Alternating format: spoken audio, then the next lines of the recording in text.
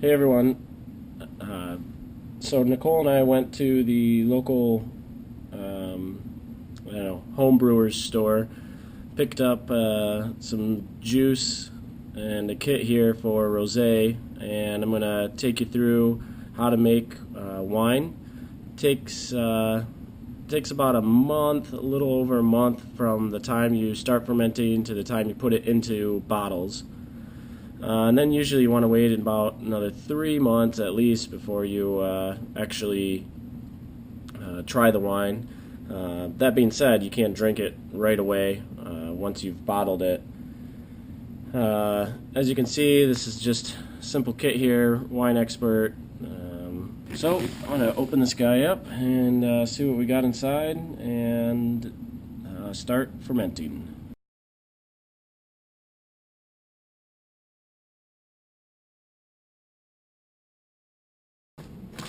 So we got instructions, the yeast, probably some clearing agents. I don't know what the heck this is.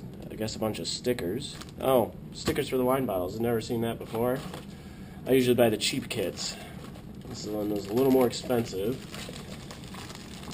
Oh, here's the F pack, and then of course we've got the juice, a big bag of juice. So soon this will all be wine, and we'll be drinking it and telling you how it turned out and how it tastes. Alright, so here we get the stuff we're going to sanitize. Got a bucket, just put sanitizer in. Got the sanitizer.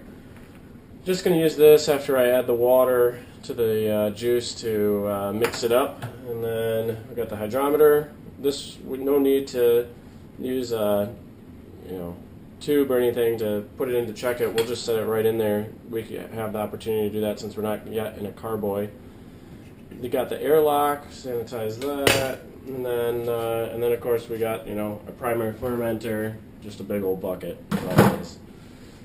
So I've had the water running here. So we got hot water. We need a half gallon of hot water for the first part to mix in into the bucket here, into the fermenter, and that is about a half gallon. Can't stress enough how it's very important that you keep everything very sanitized and very sanitary. So at this point, just stirring the water. It's just that hot water. Need to add in package number 2, which is bentonite. And so Nicole's stirring. And then I'm going to slowly sprinkle this in. That's to help ensure that all of it gets dissolved. Alright, so now, so it's actually suggested that you keep the bag in the box, and there's a little top part of the box, a little cutout on it, and you can just pull this through that cutout, secure it into that cutout, pop off this top, and then use the box to pour your juice into the fermenter.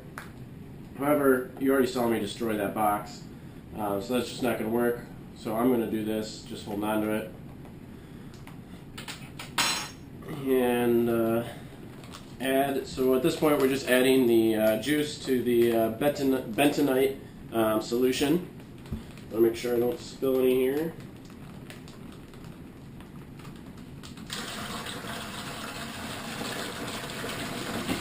Something I didn't mention earlier is the size of the bucket. You need to make sure you have a big enough fermenter bucket to be able to hold all the liquid. It's something they stress and stress and stress. This one's only just barely big enough, but it'll work. I've done it enough in the past to know that it fits and it works. But it is going to be a bit of a tight fit. So now I'm just going to got all the juice in there, but just to make sure, don't want to miss out on any juice, so I'm going to just pour some water into the bag here.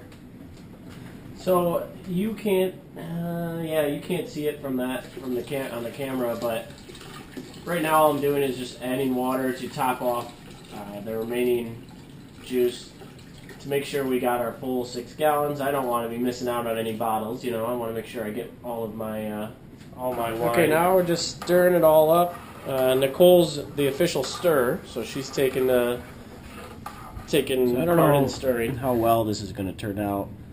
I'm just trying to give you an idea of what the readings look like on the hydrometer. It can be kind of confusing to get to the first specific gravity that you do. Although after you take some time looking at it, you can see the marks on here are in increments of 10, and basically in this middle mark here you have 1.100.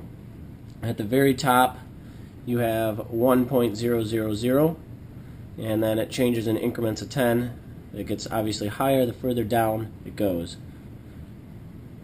Alright, so normally, you know, if you're using a carboy or something that you can't just readily set the hydrometer in, then it's suggested you draw a sample of your wine, put it in some type of vessel that you have the sample in, and then take your reading that way. But being that I have this big open bucket, I'm just going to put the hydrometer directly in here and read it.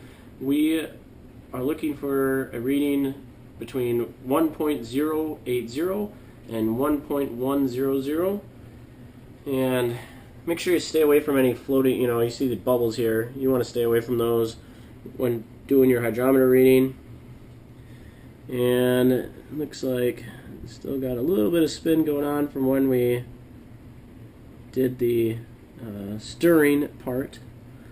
I see it looks like 1.08, might even be 1.0 bubbles, might even be 1.090. Let me get these.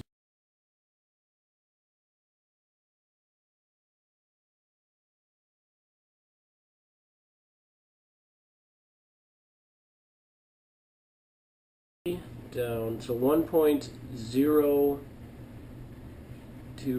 1.086. 1.086 looks like what we have for this wine. That's our OG, our original gravity. Okay, on to the final part of the primary fermenter, the step 1, day 1. We're going to put in the yeast.